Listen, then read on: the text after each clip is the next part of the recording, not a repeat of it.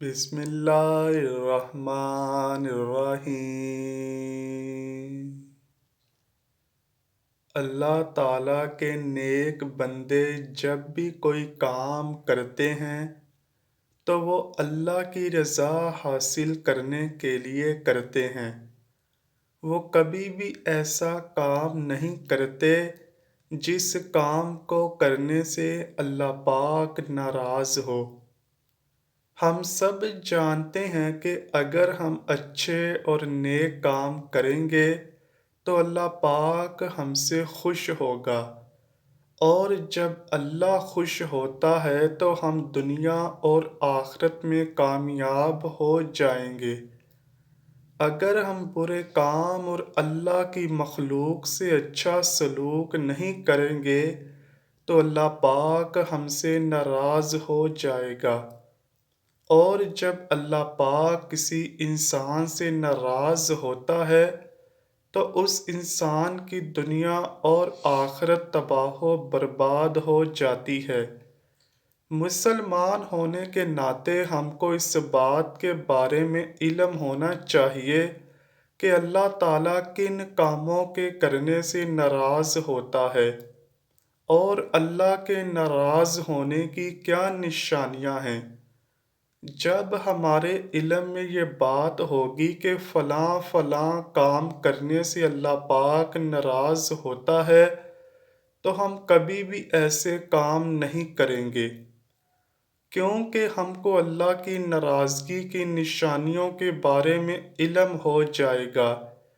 اس بارے میں ہمیں حضرت موسیٰ علیہ السلام کی ایک روایت ملتی ہے جس میں اللہ پاک نے خود اپنے ناراض ہونے کی نشانیاں بیان فرمائی ہیں۔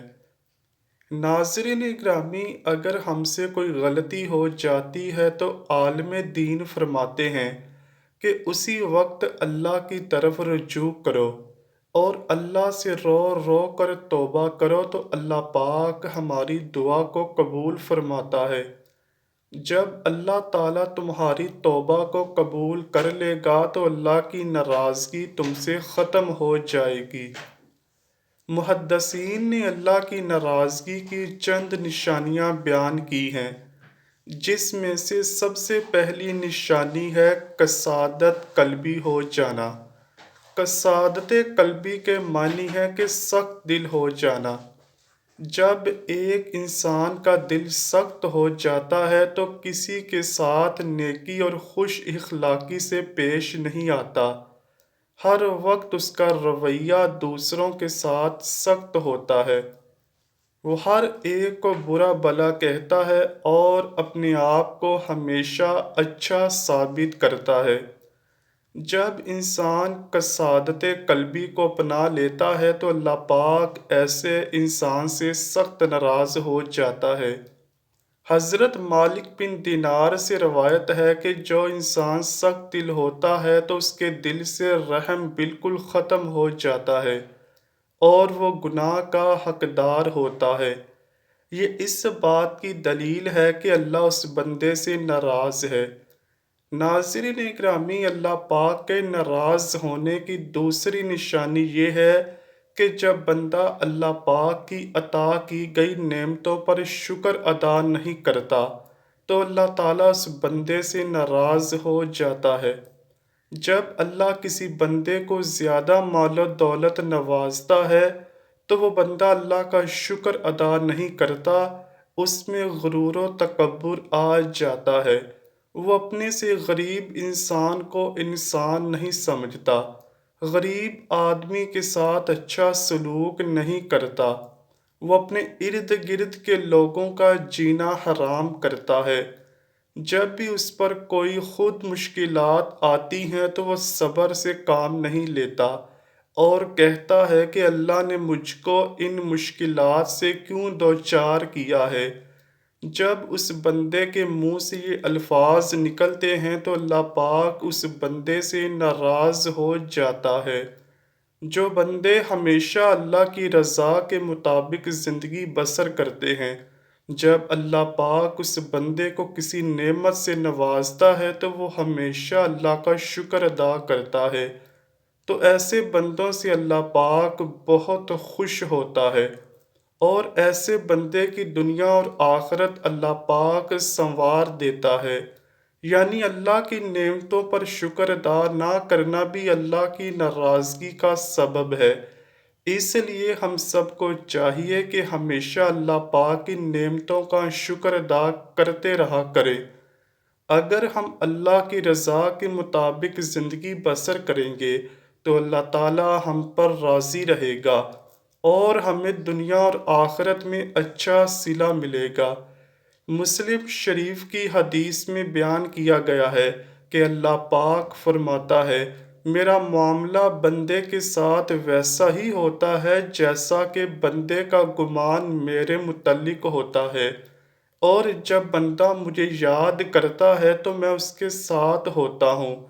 اللہ پاک کے ناراض ہونے کی تیسری نشانی یہ ہے کہ گناہوں کے زیادہ ہونے کے باوجود نعمتوں کی فراوانی۔ ایک انسان حد سے زیادہ گنہگار ہوتا ہے، ہر وقت اللہ کی مخلوق کو تنگ کرتا ہے، چوریاں ڈاکے کرتا ہے، اللہ کی نافرمانی کرتا ہے۔ ایسے بندے کے ساتھ اللہ تعالیٰ سخت ناراض ہوتا ہے۔ اس کے رزق میں فراوانی اس لیے کی جاتی ہے، شاید ہو سکے تو یہ انسان گناہوں سے توبہ کر کے میری رضا کے مطابق زندگی بسر کرنا شروع کر دے۔ اگر وہ پھر بھی اللہ کی نعمتوں کا انکاری ہوتا ہے تو اللہ اس کو اس دنیا میں اس لیے بھی وافر مقدار میں دولت اور دنیا کا عیش و آرام عطا کرتا ہے کہ یہ انسان عیش و آرام میں ہی لگا رہے اور اس کو آخرت سنوارنے کا موقع ہی نہ ملے۔ اگر کسی بندے کے پاس بہت زیادہ دولت ہے اور وہ اللہ کا نافرمان ہے اور گناہ پہ گناہ کرتے جاتا ہے تو اسے سمجھ جانا چاہیے کہ اللہ پاک اس سے سخت ناراض ہے، اور آخرت کے دن اس کو ہر کیے گئے برے کام کا حساب و کتاب دینا پڑے گا۔ قرآن پاک میں اللہ پاک ارشاد فرماتا ہے، اور کافر عیش و عشرت میں مبتلا ہیں اور جانوروں کی طرح کھا رہے ہیں، اور جہنم ہی ان کا ٹھکانہ ہے۔ اللہ پاک کے ناراض ہونے کی چوتھی نشانی توبہ کی توفیق نہ ملنا ہے۔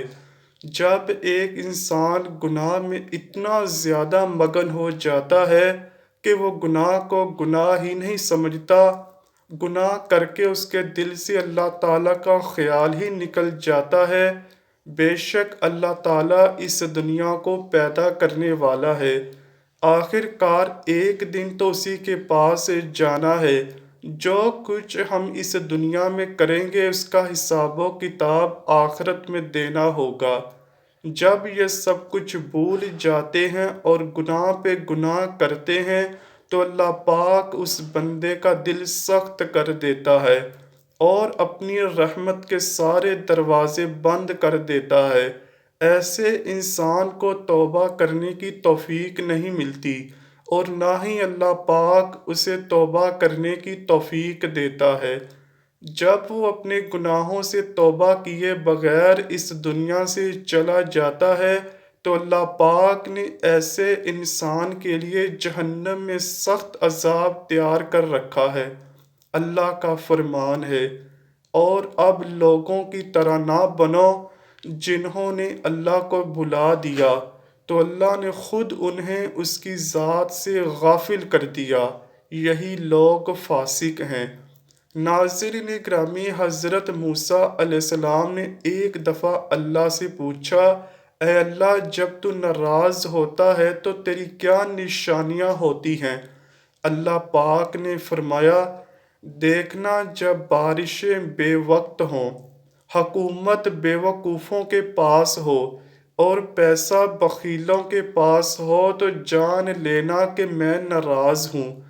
پھر حضرت موسیٰ علیہ السلام نے پوچھا، اے اللہ پاک، جب تو راضی ہوتا ہے تو اس کی کیا نشانیاں ہیں؟